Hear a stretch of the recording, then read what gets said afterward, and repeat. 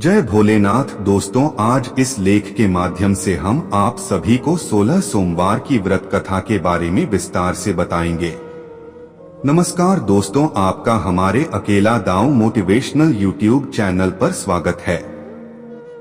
अगर यह वीडियो आपको थोड़ी भी पसंद आए तो वीडियो को लाइक करके चैनल को सब्सक्राइब करें और इसकी महिमा और लाभ जानकर आप सब लोग आश्चर्यचकित हो जाएंगे और निश्चय ही जल्द से जल्द यह व्रत रखने का संकल्प लेंगे और विधि विधान से भगवान शिव और माता पार्वती की पूजा अर्चना करेंगे, जिससे आप सभी की मनोकामनाएं अवश्य ही पूरी हो जाएगी। एक दिन भगवान भोलेनाथ व माता पार्वती भ्रमण करते हुए अमरावती नगर में पहुँचे। उन्होंने वहां पर एक विशाल शिव मंदिर देखा। यह मंदिर वहां के राजा ने बनवा रखा था। माता पार्वती उस मंदिर में रहने की जिद करने लगी और इस तरह भगवान शिव व माता पार्वती उस मंदिर में रहने लगे। एक दिन माता पार्वती की चौसर खेलने की इच्छा हुई और उन्होंने भगवान शंकर से कहा कि हे प्राणनाथ, आज मेरी चौसर खेलने की बहुत इच्छा हो रही है। और वह दोनों वहां पर चौसर खेलने बैठ गए।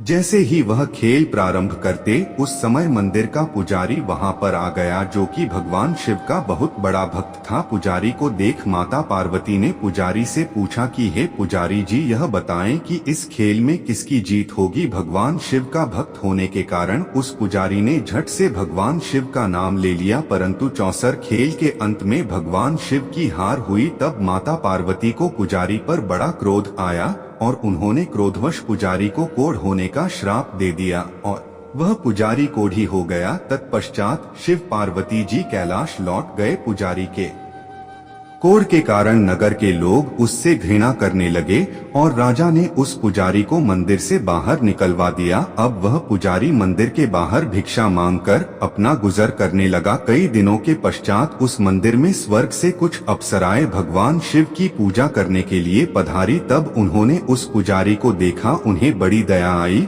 और उन्होंने पंडित से इस कोढ़ का कारण पूछा। तब पुजारी ने अप्सराओं को सारी घटना विस्तार से बताई। यह सब सुनकर अप्सराओं ने पुजारी को 16 सोमवार की व्रत रखने को कहा और इसकी पूजन विधि भी बताई। अप्सराओं ने कहा कि सोमवार के दिन सूर्योदय से पहले उठकर स्नान आदि करके स्वच्छ वस्त्र धारण करना, फिर एक सेर गेहूं का आटा लेकर उसका 3 भाग करना। इसके बाद भगवान शिव के समक्ष घी का दीपक जलाना और जल और बेल पत्र चढ़ाना और प्रदोष काल में धूप, फूल, चंदन, अक्षत इत्यादि पूजा की सामग्री के साथ भगवान शिव की पूजा अर्चना करना और गेहूं के आटे का एक भाग भगवान शंकर को चढ़ाना और दूसरा भाग स्वयं रखना और तीसरे भाग का प्रसाद बनाकर स्त्री पुरुषों और बच्चों में बांट देना। और इस तरह व्रत करते हुए जब 16 सोमवार बीत जाए तो 17वें सोमवार के दिन पाव भर आटे में गुड़ और घी मिलाकर उसका चूरमा बना लेना और भगवान शिव को भोग लगाना। इसके पश्चात वह प्रसाद स्त्री पुरुषों और बच्चों में बांट देना। इस प्रकार 16 सोमवार का व्रत करने से भगवान शिव तुम्हारे कोढ़ को समाप्त कर देंगे और तुम्हारी सभी मनोकामनाएं पूरी हो जाएगी। इतना कहकर वे अप्सराएं स्वर्ग लोक को चली गई। पुजारी ने अप्सराओं के कथन के अनुसार 16 सोमवार का व्रत रखा, जिसके फलस्वरूप भगवान शिव की कृपा से उसका कोढ़ नष्ट हो गया और वह पुनः स्वस्थ हो गया और वहां के राजा ने उसे दोबारा से मंदिर का पुजारी बना दिया। इसके पश्चात वह आनंद से भगवान शंकर की पूजा करते हुए जीवन व्यतीत करने लगा। कुछ दिनों बाद भ्रमण करते हुए भगवान शिव और पार्वती पुनः उस मंदिर में पधारे। पुजारी को कोढ़ मुक्त देखकर पार्वती जी ने आश्चर्य से उसके कोढ़ मुक्त होने का कारण पूछा। तब पुजारी ने उन्हें 16 सोमवार की व्रत महिमा के बारे में बताया। पार्वती जी व्रत की महिमा सुनकर बहुत प्रसन्न हुई और उन्होंने पुजारी जी से इसकी संपूर्ण विधि पूछी और स्वयं 16 सोमवार का व्रत रखना प्रारंभ कर दिया। उन दिनों पार्वती जी अपने पुत्र कार्तिकेय के नाराज होकर घर से दूर चले जाने से बहुत चिंतित थी। वह कार्तिकेय के लौट आने के अनेक प्रयत्न कर चुकी थी, लेकिन कार्तिकेय उनके पास नहीं आ रहे थे। इसलिए पार्वती जी ने 16 सोमवार के व्रत के दौरान भगवान शिव से कार्तिकेय के लौट आने की इच्छा जताई और जैसे ही 16 सोमवार का व्रत पूरा हुआ, कार्तिकेय का हृदय परिवर्तन हो गया और वह अपनी माता के पास लौट आए और उनका क्रोध भी शांत हो गया। कार्तिकेय ने अपनी माता से पूछा कि आपने ऐसा कौन सा उपाय किया कि जिससे मेरा हृदय परिवर्तन हो गया और मैं लौट आया। तब माँ पार्वती जी ने कार्तिकेय को 16 सोमवार की व्रत की कथा सुनाई। कार्तिकेय इस व्रत की महिमा जानकर बहुत प्रसन्न हुए और तब उन्हें अपने एक ब्राह्मण मित्र ब्रह्मदत्त की याद आई, जो उनसे दूर चला गया था और बहुत सालों से नहीं मिला था। व्रत के दौरान उन्होंने भगवान शिव से अपने ब्राह्मण मित्र के लौट आने की कामना करी और जैसे कि 16 सोमवार का व्रत पूर्ण हुआ वैसे ही उनका मित्र लौट आया। कार्तिकेय अपने मित्र से मिलकर बहुत प्रसन्न थे। तब उनके मित्र ने उनसे पूछा कि हे मित्र, तुमने ऐसा क्या उपाय किया कि मेरा हृदय परिवर्तन हो गया और मैं सिर्फ तुम्हारे बारे में सोचता हुआ यहाँ पर चला आया। तब कार्तिकेय ने ब्राह्मण मित्र को 16 सोमवार के व्रत की महिमा सुनाई और वह भी व्रत की महिमा जानकर प्रसन्न हुआ। उसने भी विधि विधान से यह व्रत किया। व्रत समाप्त होने के पश्चात ब्रह्मदत्त विदेश यात्रा पर निकल गया। वह एक नगर में पहुंचा जहां के राजा हर्षवर्धन की पुत्री का स्वयंवर हो रहा था। वहां राजा ने यह प्रतिज्ञा ले रखी थी कि एक हथिनी जिसके गले में भी वरमाला डालेगी वह अपनी पुत्री का विवाह उस व्यक्ति से कर देगा। वह ब्राह्मण भी स्वयंवर देखने महल में चला गया। वहां कई राज्यों के राजकुमार सज धज के बैठे हुए थे। तभी वहां पर सजीद जी एक हथिनी सूंड में जयमाला लिए आई और उस हथिनी ने ब्राह्मण के गले में जयमाला पहना दी, जिस कारण से राजा ने अपनी पुत्री राजकुमारी का विवाह उस ब्राह्मण से करवा दिया। एक दिन उस राजकुमारी ने ब्राह्मण से पूछा कि हे प्राणनाथ, आपने ऐसा कौन सा शुभ कार्य किया था जो उस हथिनी ने सभी राजकुमारों को छोड़कर आपको जयमाला पहनाई। तब उस ब्राह्मण ने अपनी पत्नी को 16 सोमवार के व्रत की महिमा के बारे में बताया। तब राजकुमारी ने भी 16 सोमवार की व्रत कथा करने का निश्चय लिया और पुत्र प्राप्ति की मनोकामना लिए 16 सोमवार का व्रत पूरा किया। भगवान शिव की कृपा से उसे एक सुंदर पुत्र पैदा हुआ जिसका नाम उन्होंने गोपाल रखा।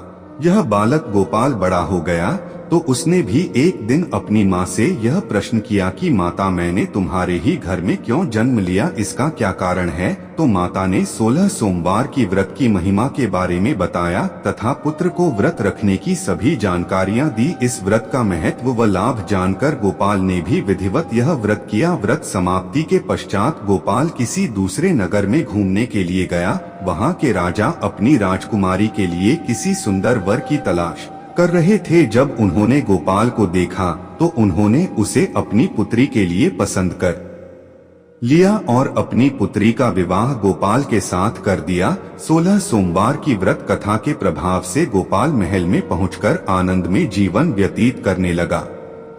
कुछ वर्षों के बाद उस राजा की वृद्ध होने के कारण मृत्यु हो गई और गोपाल उस राज्य का राजा बन गया। राजा बनने के पश्चात भी गोपाल विधिवत शिव पार्वती की पूजा किया करता था और उसने 16 सोमवार का व्रत भी रखा हुआ था। व्रत के समापन पर 17वें दिन गोपाल ने अपनी पत्नी को पूजन सामग्री इत्यादि लेकर नजदीक के शिव मंदिर पहुंचने को कहा, लेकिन उसने स्वयं जाने के बजाय दासियों को पूजा सामग्री के साथ मंदिर चले जाने को कहा और स्वयं मंदिर नहीं गई। इस प्रकार जब राजा की पूजा समाप्त हुई तो आकाश से आकाशवाणी हुई कि हे राजन, तेरी पत्नी ने 16 सोमवार व्रत का अनादर किया है, इसलिए तुम रानी को महल से निकाल दो, नहीं तो तुम्हारा सारा वैभव नष्ट हो जाएगा। आकाशवाणी सुनकर राजा ने महल पहुंचने के बाद सिपाहियों को बुलाकर यह आदेश दिया कि रानी को पकड़कर राज्य के बाहर छोड़ दिया जाए और सैनिकों ने ऐसा ही किया। अब रानी उस राज्य में भूखी प्यासी भटकने लगी। उसने वहां एक बुढ़िया को देखा। वह बुढ़िया सूत काटकर बाजार में बेचकर अपना गुजर बसर करती थी, लेकिन बुढ़ापे के कारण उससे सूत का बोझा नहीं उठ रहा था। तब उसने रानी से कहा कि यदि यह बोझा तुम उठाकर बाजार तक मेरे साथ चलती हो और इसे बेचने में मेरी मदद करती हो तो मैं तुम्हें भोजन और धन दूंगी। तब रानी ने बुढ़िया की बात मान ली और बोझा अपने सर पर उठा लिया। तभी अचानक जोर जोर से आंधी चलने लगी और सूत की गठरी खुल गई और सारा सूत आंधी में उड़ गया। बुढ़िया ने फटकार कर रानी को वहां से भगा दिया। रानी चलते चलते नगर में एक तेली के घर पहुंची। उस तेली ने रानी की हालत देखकर उस पर तरस खाया और उसे अपने घर रहने को कह दिया। लेकिन तभी भगवान शिव के प्रकोप से तेली के तेल से भरे हुए सभी मटके एक एक करके फटने लगे। यह सब देखकर तेली ने तुरंत रानी को वहां से भगा दिया। रानी चलते चलते एक नदी के पास पहुंची। वह भूख प्यास से व्याकुल थी। उसने नदी का पानी देखकर अपनी प्यास बुझानी चाही, मगर जैसे ही वह पानी पीने गई नदी का सारा पानी सूख गया और रानी अपने भाग्य को कोसती हुई आगे चलती गई और जंगल में उसे एक तालाब दिखा जिसमें निर्मल जल भरा हुआ था। जल देखकर रानी की प्यास और तेज हो गई और वह जल को पीने के लिए तालाब के समीप चली गई। उसने जैसे ही जल को छुआ तालाब में अनगिनत कीड़े उत्पन्न हो गए। रानी ने उसी जल को पीकर अपनी प्यास बुझाई। चलते चलते रानी बहुत थक चुकी थी। उसने एक वृक्ष देखकर वहां आराम करने की सोची, मगर जैसे ही वह उस वृक्ष के नीचे बैठी वह वृक्ष सूख गया और उसके सभी पत्ते झड़ने लगे। नगरवासियों से यह सब देखा नहीं गया। वे सब दौड़कर वहां के पुजारी के पास चले गए और पुजारी को यह सारी घटनाएं बताई। और जब पुजारी जी ने रानी को देखा तो वह समझ गए कि रानी किसी बड़े पाप के कारण दर दर भटक रही है। पुजारी जी ने रानी से पूछा कि हे पुत्री, तुमने क्या पाप किया है जो तुम दर दर भटक रही हो। तब रानी ने पुजारी को अपने पति के आदेश पर मंदिर में ना जाकर शिव की पूजा न करने की सारी कथा सुनाई। पुजारी सब कुछ समझ गया। उसने रानी से कहा कि बेटी, अब तुम्हें कोई चिंता करने की जरूरत नहीं है। कल सोमवार है और कल से कि तुम 16 सोमवार की व्रत कथा करना प्रारंभ कर दो। भगवान शंकर अवश्य ही तुम्हारे दोषों को क्षमा कर देंगे। पुजारी जी की बात मानकर रानी ने व्रत रखना शुरू कर दिया और भगवान शंकर की पूजा अर्चना करने लगी। जब रानी ने 17वें दिन व्रत का समापन किया तभी राजा को रानी की याद आई और राजा ने तुरंत अपने सैनिकों को बुलाया और रानी को ढूंढने और वापस लेकर आने का आदेश दिया। रानी के महल वापस आते ही नगर में खुशियां मनाई गई। पूरे नगर को सजाया गया और राजा ने स्वयं अपने हाथों से ब्राह्मणों को वस्त्र, अन्न, धन का दान किया और इस तरह रानी 16 सोमवार का व्रत करते हुए राजमहल में आनंद में जीवन व्यतीत करने लगी। भगवान शंकर की कृपा से उसके जीवन में सुख ही सुख भर गया। इस प्रकार 16 सोमवार की व्रत कथा करने से मनुष्य के जीवन में सभी कठिनाइयां समाप्त हो जाती हैं और उसकी सभी मनोकामनाएं पूर्ण हो जाती हैं और वह आनंद में जीवन व्यतीत करते हुए परमधाम को प्राप्त होता है। दोस्तों, आज की इस वीडियो में बस इतना ही। मिलते हैं नई वीडियो में। हर हर महादेव।